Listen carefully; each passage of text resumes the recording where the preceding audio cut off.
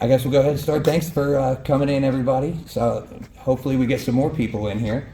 Real quick, we are talking Superman in comics today. We've got Dan Jurgens, Bob McLeod, Brett Britting, Gavin Guidry. Did I spell that right? Guidry. And Robert Venditti. How are you guys doing? Good. Good. So I guess we'll start pretty generic. What was your guys' first exposure to the character of Superman? Do you guys remember the first time you got introduced to the character? Should we go in a row? However you guys want to do it. I started reading Superman comics when I was a little kid. I didn't read a lot of comics, but I read the Superman line of comics. And my sister would read Archie's, and then we'd swap, and I'd read Archie's, and she'd read the Superman. So I was probably 10 or so when I first encountered Superman. Well, my first exposure was the George Reeves TV show. Okay. And the second exposure would have been like Captain Action toys. Okay, And so then- it wasn't the comics at all. No, and then my first comic was Space Ghost. And then I do remember having some old like Superman family and stuff, but DC Comics never interested me as a kid.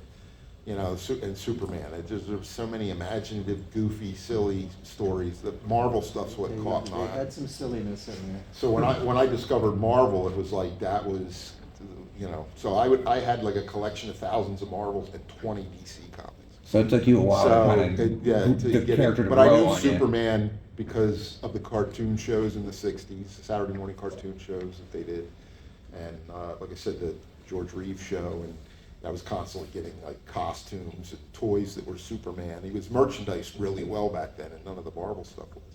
So I was familiar with Superman that way. Okay. And I mean, I knew who he was, but then at some point I came across Garcia Lopez issue, and you know I did start collecting some DCs based on artist or. Okay. And when I saw that, I started collecting his work. Still didn't care for the story so much, but I enjoyed the artwork. And So what finally put you over that edge and made you a Superman fan? being hired to work on the book. Oh, okay. I mean, I was always a Superman fan, but just not of the comics. Right. When Byrne did Superman, I got on board because I did buy when he did his Man of Steel miniseries, and Okay. that felt like, you know, I loved the Christopher Reeve movies, so that felt like they were Marvelizing Superman, which is essentially what he did. And then I was on board with the character. And it just so happened that Mike Carlin, who I knew from his first days at Marvel, was now the editor over there, and he hired me to do the first annual, and then the second annual, and then eventually, you know. So it is kind of weird that I always wanted to be a Marvel guy, and yet I'm mostly known for Superman. Right. But What about you, Dan? What was your first I exposure? honestly don't remember my first exposure to Superman. I suspect it may have been the George Reeves series. I'm just not sure. I do know that the first comic book I ever bought was a Superman comic. Okay. And I do remember that. But, you know, I always found the character interesting, but as far as, you know, first contact, first awareness, I don't know. I'm sure I was aware of the character before I bought that particular comic book, but that was in the days when the Adam West TV series was on, and I went to the drugstore because I had just found some kids in my neighborhood had comic books.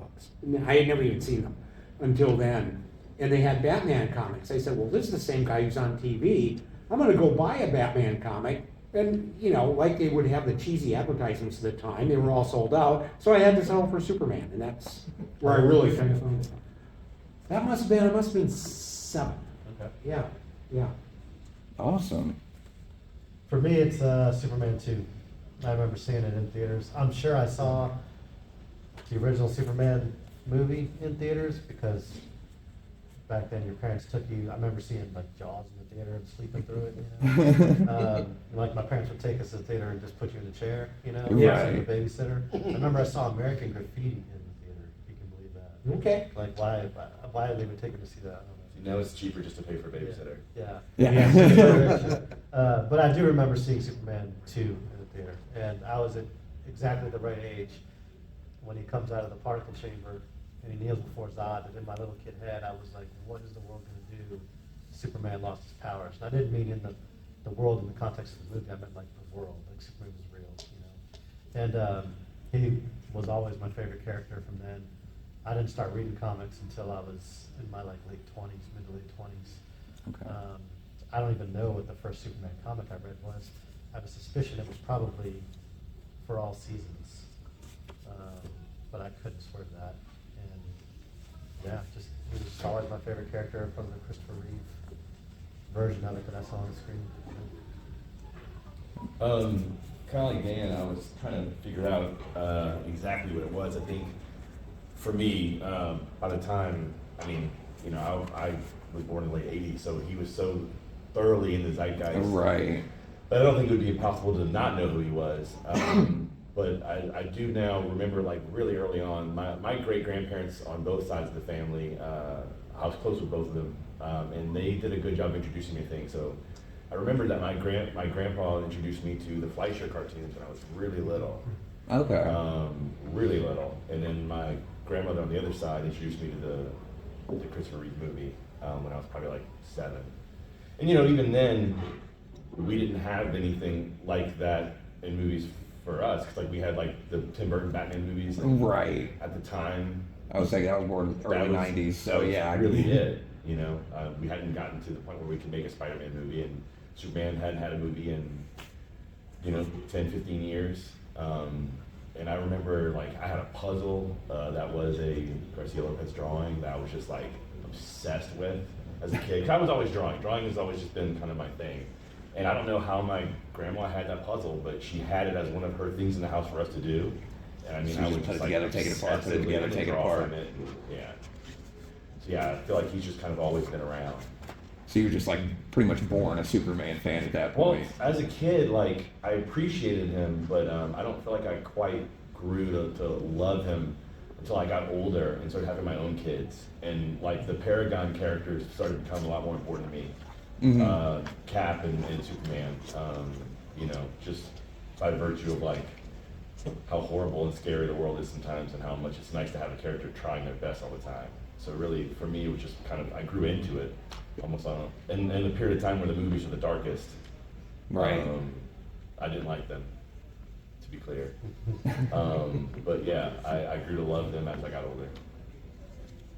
Awesome. So for the writers, is there like a challenge to trying to write a unique Superman story? I mean, he's been around for what, over 80 years at this point.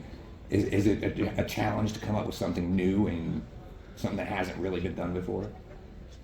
Am I the only writer? Well, I mean, you write and draw, but I mean. I'm trying to. You don't count. Well, I cancel mean, each you're other. better than that. You're better than this, right? Go ahead. For me, I didn't read comics growing up, so I don't even know what the continuities are. So I don't even think about it in those terms. Okay. Because what am I going to do? Go read 80 years of Right. Superman continuity, you know? So I just kind of come up with the ideas that I come up with, and I rely on editorial to tell me, no, man, like Dan Jurgens did that way better than what you're saying. You know? But I feel like as a writer, as long as you're doing something that's like from your own influences, and, you know, everything's always autobiographical in some way, right? Right. Yeah. So as long as you're coming from that place, I feel like it's hard for you to do something that's already been done, because you're going to be bringing your own self to it in a way that, I mean, there's only so many times. Yeah, if I pitch a Zod story, obviously he's fought Zod before, right? Mhm. If I can make the story my version of a Zod story, it would have to be different than Dan's version or anybody else's version. You know? At least that's the hope. So yeah. I don't think it's difficult to come up with something unique, but it can be difficult to come up with something unique that fits the character. Because I think when a lot of the Superman stories that when I read them and they might come across as unique, often they've strayed from where the character is, or it's what is the condition of whatever character supporting villain, you know, at the time. So if you use Luthor as an example, back when the three of us were doing the books, Luthor was basically an evil businessman. You know, he could no sooner try and fight Superman directly than I could. But, you know, now, and then even before then, he puts on the Luthor armor, and he can go toe to toe with Superman. So which one of those is the real Luthor? I say one is right and one is wrong, but that's just me. But I think that then takes you down that road of, sure, I can create a unique Superman story, but the trick is to do it, say something new about the character, find the right path for the character that doesn't change and alter everything, because I think that's where most of those things go astray. No, I'd agree 100%. And then with the artist, is it difficult to try and kind of put your own stamp on the character when it is a character that's got such an iconic look, but you really want to try and do it in your own style and put your own mark on it? Well, I'm in a more unique position since I'm also was doing the Reeve Superman Right. For my first Superman stuff. And my move with that book was to try and find my comfortable take on it so that I wasn't trying to be reference heavy. I wanted to get his essence sort of without overly concerning myself with slowing down to make sure I got the exact right base. And they let me do a Christmas special with Superman recently too, and it was fun to then try to bridge the gap from what I like of Reeve and kind of integrate it into what I want Superman to look like in the comics. So I did get to do both, but it was weird. It's weird to approach it when you're doing a very, very, very specific Superman as well, since I can't really you can do some stuff and bring it to yourself, like with the writing, but we are trying to match a voice. Well, and especially trying to recreate Reeves. I mean, that's such an iconic actor alone, and then on top of that, it's an iconic character. It all starts with that nose, man. That nose and the eyebrows. Oh, one thing I'd throw out there that I think pertains to your question is, so very early in my career, Karen Berger, who would later go off and start Vertigo Comics for DC, she was editorial coordinator. She called me up one day and said, we've got a Superman job. Can you draw Superman? And I said, no. I said, only Kurt Swan can really draw Superman, and I don't draw like Kurt Swan, so no.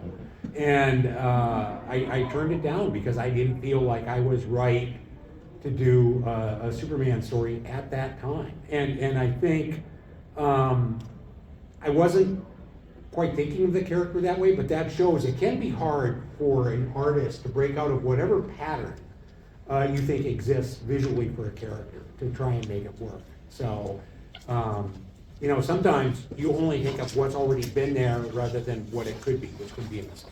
Well, especially I imagine it's even more difficult with a character that old. He's had this pretty much the same look for his entire existence. Yeah. Well, I don't know when you started, but I imagine it's pretty close to when I started working up there in 1980.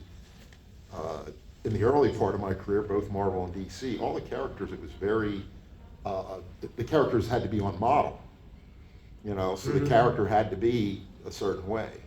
And now, 40 years later, the way comics has been recently, and I haven't worked in it as much in the editorial end, but from what I see, is artists are pretty much given free rein to do what they want. So you'll pick up a Spider-Man issue, and in one issue he's got big eyes and he's got webs that are scalloped evenly, and then another one where it's uneven, and it's all, well, that's the way the artist does it, but that's not, it's not on. In the old days you couldn't do that. You could have a style, each artist had a slightly, they weren't identical, right, but it was still recognizable as being on model for Spider-Man. And Superman, when I started, I was doing a lot of Superman family with Kurt Schaffenberger. Well, Kurt stuff kind of looked a little bit like, It fit the pattern of what they were looking for. it fit the model, and those are the people that got hired to do the Superman stuff. And pencilers, where they kept that model, which Kurt Swan was kind of, and Murphy Anderson, that was kind of the model for at that time. And it changed a lot when Garcia Lopez, because he doesn't draw Superman anything like Kurt Swan did, and he became the style guide, and it kind of became, and then the look and then Byrne came on, and it slowly has changed, but it's still, when we were on the books, there was still a certain look. I would say sensitivity. We were all doing the same character but maybe a little more heavy in the style. Yeah. And now the style seems to be, I see the S drawn 5 different ways in 5 different Superman books. And it's like, well, wait a minute, is he changing a costume? Is it a different S, or is it, it gets a little crazy.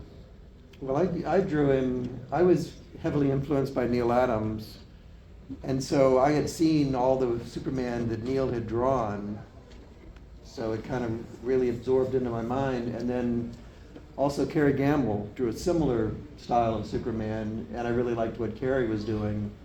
So when I started drawing Superman, that was in my mind, and I wasn't trying to copy them, but it's just how I figured Superman looked, was kind of the way they drew him. And when I was a kid, I really didn't like Kurt's one Superman. I actually quit reading the Superman comics because I didn't like Kurt's work.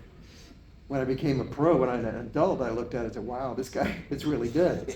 But as a kid, it didn't appeal to me. I liked something a little more rendered maybe, or I don't know what. Well, I was into more Drucker at the time in Mad Magazine. But I didn't appreciate Kurt at all until I got into the business. And then I saw his original art. I saw a page at a Comic-Con in pencil that he had drawn, and I said, wow, that is impressive stuff. But to me, Neil Adams, when he was doing the Superman covers, had a big impression on me, so that was really strongly in my mind. And then is there like a certain added pressure to working on Superman, either from DC or the fans, just because of, how beloved that character is and how long it's been around? It was for me because I was, like I said, I read him as a kid, so to actually draw him for my job, it was, almost an honor. It was really, wow, I'm drawing Superman. Who would have thought when I was a kid? Yeah, the character didn't really hold that kind of feeling for me, but, I was working for a taskmaster who cared about deadlines. And I had trouble with deadlines, so that was my concern at the time. But, I certainly understood, I respected, what I was working on, simply from the fact, and traveling has helped me really understand this, is how broad this character is around the world. Everybody knows who Superman is. You can't go anywhere and wear a Superman t-shirt and people don't know what that is. Well, or it's go funny, somewhere like if you and look see on it. that diagram of like all the world religion logos, Superman's logo's up on that diagram. Yeah. So you have to have respect for it, and so I got into the character a lot, and I knew him from other things. I knew, I had a feeling what I thought he was. And fortunately, working with Mike, he was very open to letting everyone, be involved. So it was an inker, which normally they don't get the input. You get to contribute in the meetings and stuff we had. So it was something that as I worked on it, and I was on it for like 10 years, then I had more respect for it, and it was more important to me. But I was never like intimidated by it, No, I actually have two answers to that. And one is, when I first started drawing the character, that didn't intimidate me or bother me at all. I just figured, yeah, I can ace this, right? And it's because part of that is you immediately see the result on the page, whereas in a way, as a writer, you don't. But then when they asked me to start writing the book, then I kind of hung up the phone because Mike called me up and said, George is going to go do this, and you want to start writing it. And I said, sure. And I hung up the phone and said, oh man, what have I done? And because I really had to think about it, because then I think you approach it a little bit differently, because you're really sort of becoming a bit more of a shepherd at that point to guide the character and where it goes. And you want to be, I think, faithful to the bedrock foundational ideas of who that character is, but at the same time want to bring something new to it and something, so you're not just repeating what was there. So that was a little more challenging. For me, it was different because it wasn't just Superman, but it was the Superman 78 Christopher Reeve version of Superman, which has a really big fan base, but there had never been those comics before. Mm-hmm. And so I was a bit nervous. I knew some of the things that we were going to do, and I was a bit nervous because I knew there would be a lot of expectation there because those comics hadn't existed. People had always wanted to see them, but I don't feel like I don't feel like I ever let it influence what I'm going to do. Like, I don't worry about blowback or anything like that. I don't do anything to particularly make people mad on purpose or whatever, but I don't worry about that so much. Because you're never going to make everybody happy. You know, like somebody could read one of my comics and they think I'm a great writer, and somebody could read one of my comics and think I'm an awful writer, and they're both right because it's art, right? It's not math. So I try not to get wrapped up around that too much. And also, it's the idea that I make up a story in my head, somebody sends me a check for that. It's crazy in and of itself. You know? Right. I don't come from a family where that's like a real thing that could happen to somebody, you know? So to me, for my grandma, you know, I got a lady who emailed me once. My grandma lives in Rhode Island. And she's like, I was sitting next to your grandmother at the slots, and she gave me her business card, and boy, she sure is proud of you. You know? So like, if something like that happens, I don't really care about somebody on Twitter. You know what I'm saying? Right, yeah. Not like I don't care, but it's just like, my It means a grandma's lot proud of less. me, you know what I mean? So like, that's kind of where it's at.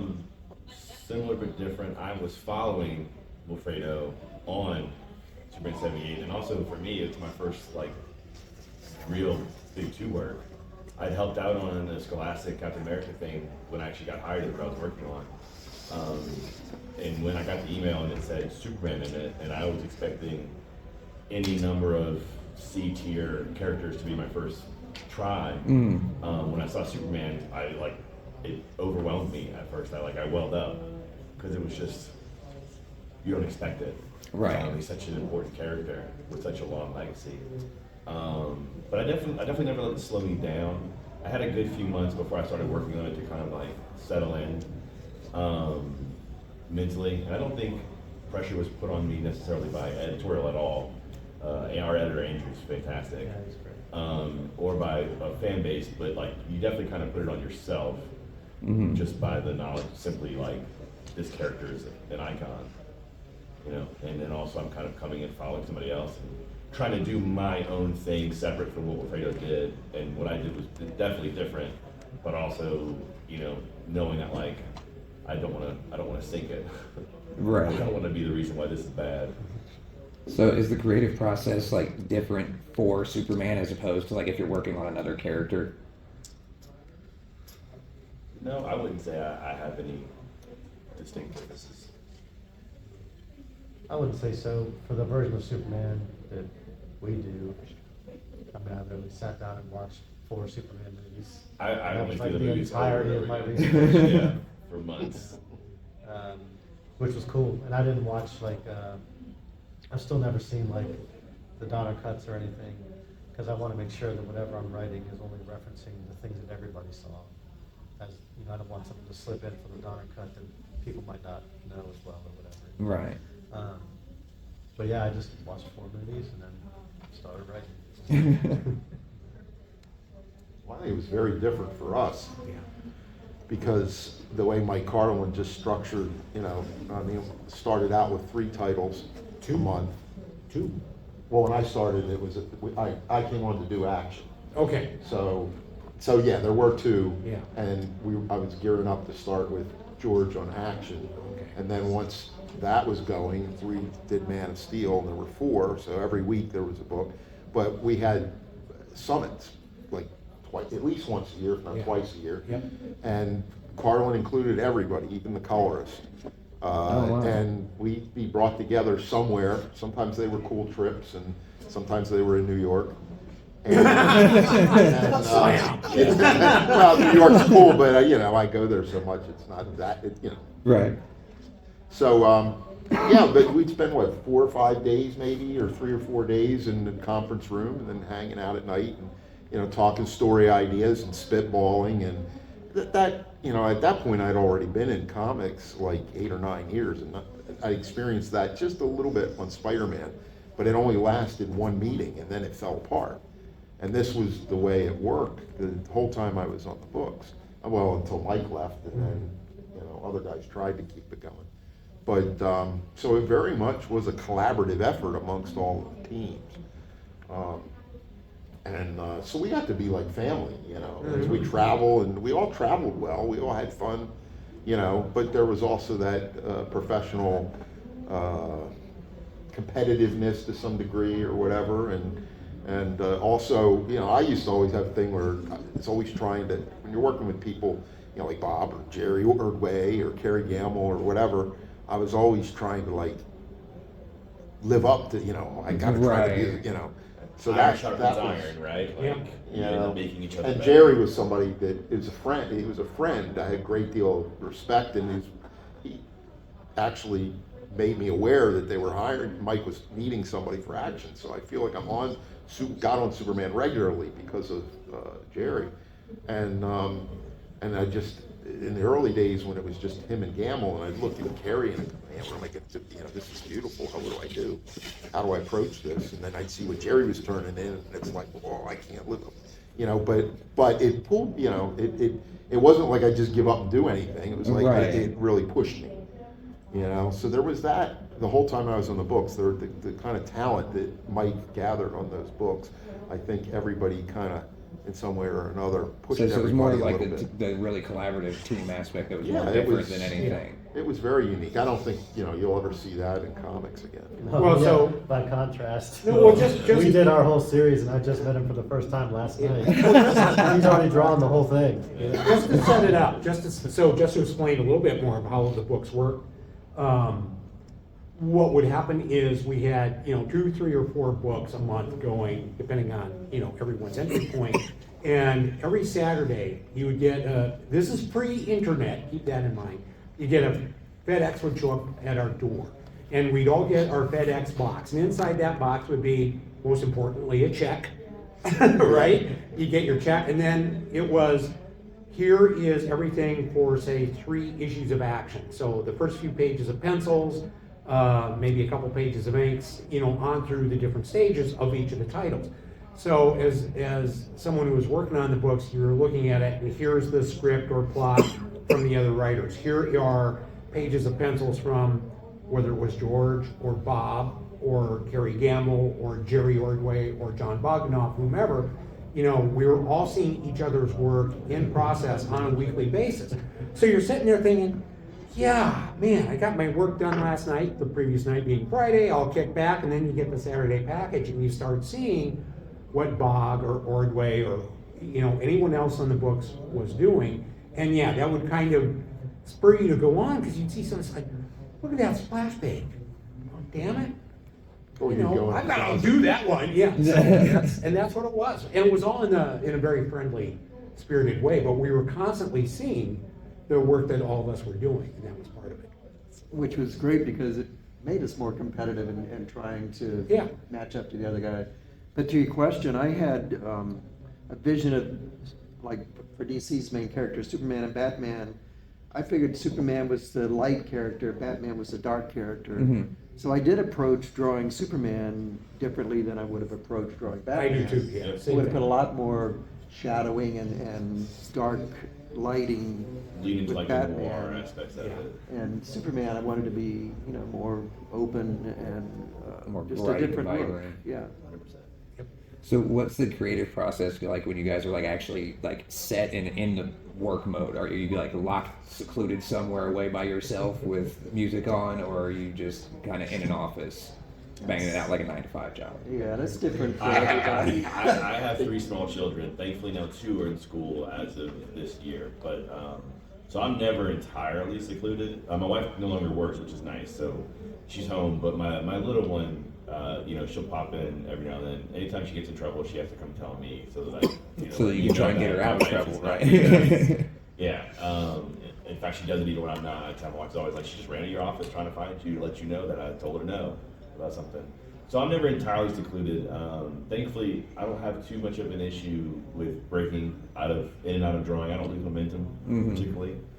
I'm also capable of working with like the television on, and I know a lot of people, even when I thumbnail sometimes. So I don't mind having the noise. So I now recently got to a more healthier schedule of making sure at 5 o'clock or so I'm done. Right. Because I was starting to have back issues and everything. And I do work like 6 days a week, but yeah, so I go in, get the older ones off to school, settle into work, take a lunch break, work, maybe go for some walks in the middle, and then, try to get my kid to go back into the living room. Right. Yeah, I can't even, I have a hard time listening to music. It depends on what I'm doing.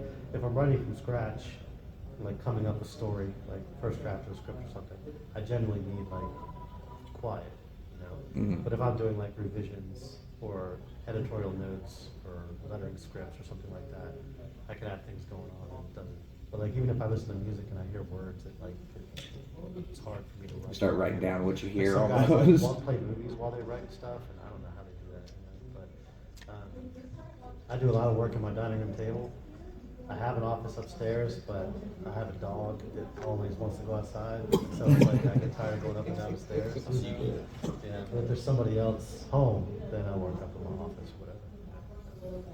Yeah, I'm like you with writing. I just, the silence, because you're right. Even if you hear lyrics or whatever, all of a sudden you've got like 3 words from a lyric in your, whatever you write. There's just that You do invasive- scores or anything like that at all? I don't. You know, I tried this in it's class. funny you say that, because both my kids, I give them grief, they're just finished college. And the new thing seems to be, they can't study unless they've got their earpods in. And Oh, they're yeah. playing Oh, music. yeah. And I'm like, how I do you I do will this? say that My definitely kids are like becomes that, a yeah. weird thing of like, It's like, how can you do Yeah, it? And this yeah. is, they can't not do it that Yeah. way. It's You like get almost somehow it's like addicted to white it, noise yeah. to them. You know, Yeah, I but don't for understand me, it. I could never listen to music. I used to put the TV on and watch old show. Well, when you say 9 to 5 job, I didn't start working till 8 in the evening, and I worked till like 6 in the morning. I was a night owl. Okay. And it was also great because, you know, living in an apartment and stuff, it was like I had to be on the top floor. I wanted to be above me, noise. At night, there was no noise generally. On the weekends, when people come home drunk at night, for the most part, it was dead quiet. And there wasn't much to watch, but it was all old shows from the 50s and the 60s and stuff. And then when I finally got a VCR, I could, you know, watch stuff that I knew where I didn't have to watch it. I could just listen to it, you know, like the old Dick Van Dyke Show or something, you know. And so it was more or less like just having company in the room rather than watching. And it would just keep me going. But I had trouble between procrastinating in my younger days and also just being intimidated on like putting ink on somebody else's work and wanting it to be a certain way and not screw it up and whatever. And I would just fight like the first week or two in a deadline. And then it would get to the point where I got to get going, and then I'd finish the bulk of the job in the last 2 weeks. And then I'd end burned out, and I'd have a couple days to recover, and then it would start the process again. And it was a miserable way to work. And then I had kids, They ruin everything. and I got structured like overnight. Yeah. And then because I had twins, and when my wife went back to work and I was taking care of them, it was like, okay, coming up, and they sit in their little rocker things, and they'd watch me work, and then it was like, you know, time to go downstairs and eat, and then, you know, we play, and they come back, and you have to have a structure. Yeah, I started making my push professionally when my oldest was probably like 1.5, 2. She's 9 now, about 10. And I was then working late at night. She would finally go to sleep, and then we would sleep. And like I'd stop working around 3 or 4 in the morning, sleep for 5 or 6 hours, wake up with her later in the morning, and hang out with her while my wife was gone. And she would come home, and then I would work a little bit at night. And so I was definitely doing the night owl thing for a long time. Well, the funny thing is I've gotten older. Once I got married, it wasn't in the early days. It wasn't as big a deal, but it got to the point where it's tough when you're looking at having to stay up all night, and the other person in the house is in the other room because my office, I have a studio loft next to the bedroom, and she's going to bed, and all you can think of is, why would I go to bed? But I gotta stay up. I tell gotta you stay what, up. like that 6:45 alarm to get your kid ready to catch the bus at 7:15. It's gonna motivate you to work days real quick. Yeah, well, you have to. You have to There's get no structured way. when kids are involved. Yeah. Well, I listened to music when I was inking. Inking was easier for me. I didn't need to concentrate as much, but when I was penciling, I was thinking about all the different poses and layouts and everything. I really had to concentrate more, so I needed silence. I also had 3 kids, and they were a little bit older, especially when I was working on Superman. I had a studio, and they would come in once in a while, but not to where they were Did they ever distracted. think it was cool? Mine don't care. None of my kids are into comics. I have 3 kids. None of them No. care about comics. They thought it was cool that I was doing that, but They weren't really a distraction for me. They liked it because they had a dad that would take them out of school to go to movies. Because I said, that's the family business. Come on, Spider-Man 2, we're going to, it's on IMAX, opening day. And then my daughter would go in and tell the teacher what happened. And then you're not supposed to tell. My oldest will brag, like I'm out of town, she's like, hey, my dad's like gone to New York. What's your dad do? To that extent, but they don't like come and like, oh, what are you working on? You know, Right. and they're young enough yet that I still don't think they quite get that, like, not everybody's dad draws. Yeah. Like, I'll say it probably just seems normal to them, yeah, right? It's most just what dads dad don't does draw, all day. Like, especially Superman, you know, and actually putting things on shelves. So I'm just curious, like, you know, it's kind of a thing that you hear from musicians too, that like, yeah, you might be a rock star to other people, but your kids are just like, wait, dad. Yeah. Right. I think kids just expect, when they grow up around people like that, they expect everybody's that way. Well, yeah. Because my wife tells the story, she likes to tell the story about my daughter when she was in like the 2nd grade, she had the teacher draw her a horse.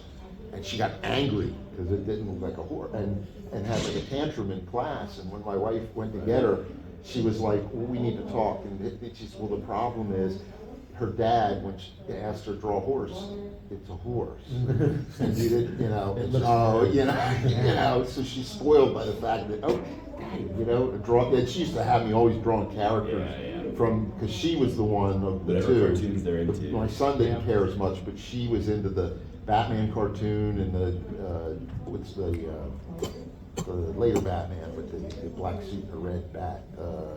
Batman Beyond. Batman Beyond, Yeah. thank you. She really liked that. And she'd have me draw characters from that. Oh, sure. And, you know, so you go to school and you go, can you draw, you know, something? So I think kids just get to a point where, when it's everybody can do that, you know. It's just, I think, have you taken them to conventions yet? Because like when my kids started coming to conventions. My oldest, my local convention in New Orleans is going to be in a few weeks, and she's probably going to come sit down with me for Sunday and spend a few hours. But typically they popped in a couple times, but they're still like, my middle kid, who's huge, he loves Spider-Man, but he's still 4, so I don't think he like quite, you know, the world is not quite the world yet to him. right. It's just, you know, living Yeah, I life in his imagine that bedroom. might kind of take, like I love talking, like Sandy Gerald talks about, like he used to bring his kids when they were young teens, they would come with him to shows for the whole weekend and hang out. Yeah, I was taking my That'd be kids pretty when they cool. were like 9, and that definitely was where they kind of realized there was something cool about this, because people Would come up to you, like, can I get your signature? get your autograph or whatever. Like you'll sign something, you'll draw something for somebody, don't hand you money, and the kids will be like, what's going on here? Yeah, it's like, yeah, how you got that roof over your head? Yeah. yeah, my kids didn't get it. They didn't really have a lot of interest in it until going to the movies and stuff. They knew who Stan Lee was. And at some point they realized, Daddy, it's Stan Lee. Yeah.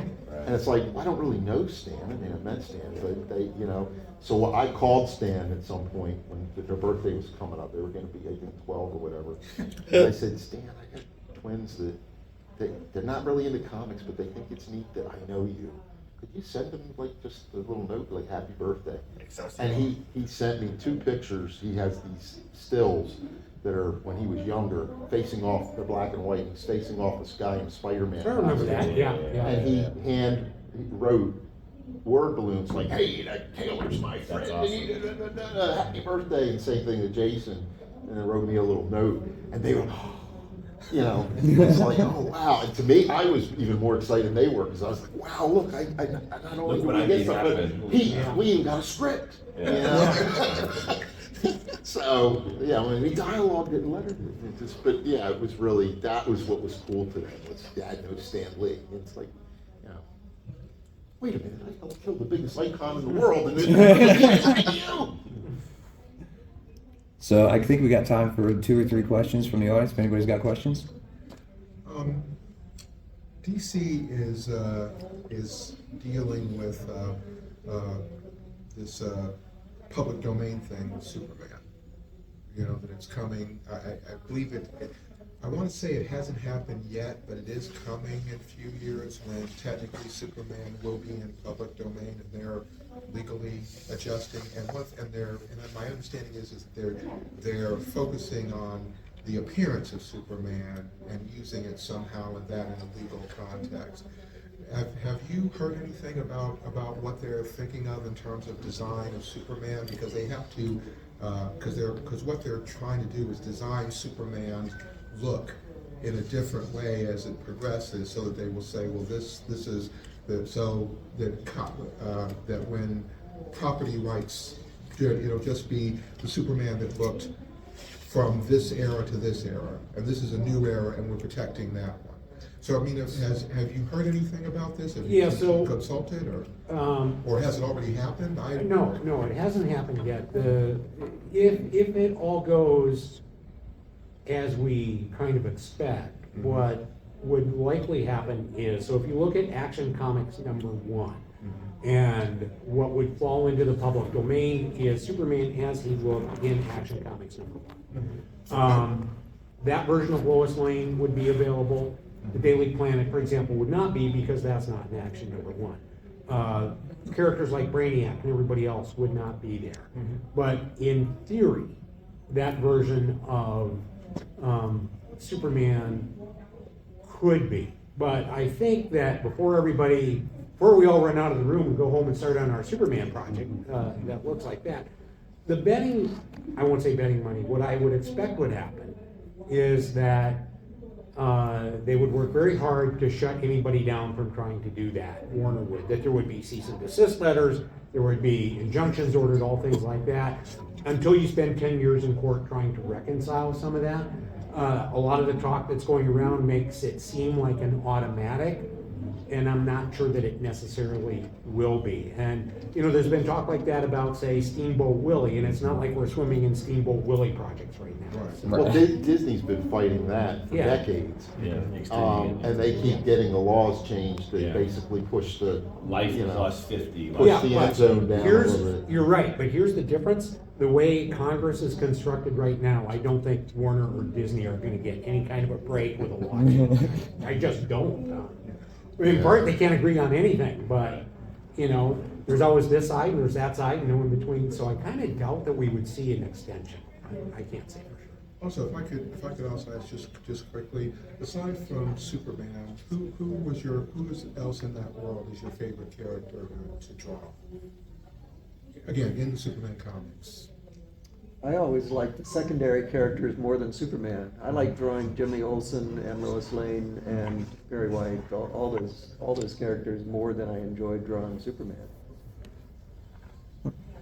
Well, we did our own version of Metallo in this 6 issues that we did, and I based him loosely on Clancy Brown, and he has a really interesting face. So I had a lot of fun drawing him, and I got to design my own, armor basically. So that was a lot of fun. For me, I think it's more the challenge of drawing the story. That I don't think about it like the character, I think about it more like the story. What am I trying to communicate? So even with, like Superman 75 had essentially 30 panels to it because it's splash pages. So really the decision-making process isn't about how you draw the particular panels, it's the panels that you don't draw were really part of the decision-making process as much as anything else. And so I think it's kind of focusing on that aspect and trying to communicate what is the essence of the story, and therefore that takes you to what is the visual essence of the characters. Because to me, Superman always has a certain presence in the panel, a certain sense of majesty in a way, but not in like an obtrusive way, but just how they should feel on the page by the time you get done looking at it or reading it. So I approach it a little differently,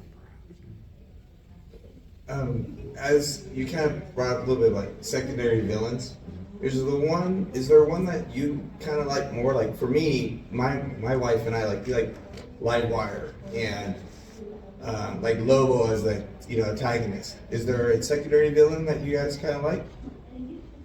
I'm a sucker for Bizarro, and I liked that when they first hired me. Before I knew what the gig exactly was, I was like, Metallo Bizarro. Yeah. So I was excited that it was Metallo. Metallo is nice in the animated series. And I'm a really big fan of Parasite too. Yeah.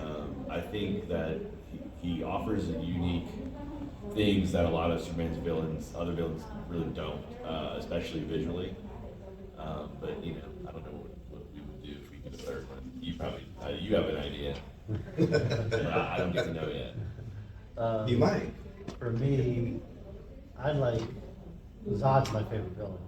My favorite one to write that isn't Superman is Lex. Yeah. But I like the more like whimsical stuff, like Toyman, things like that, you know, that embrace like the fun and, you know, everything doesn't have to be so serious and dark, you know? Yeah. So I like those kind of villains.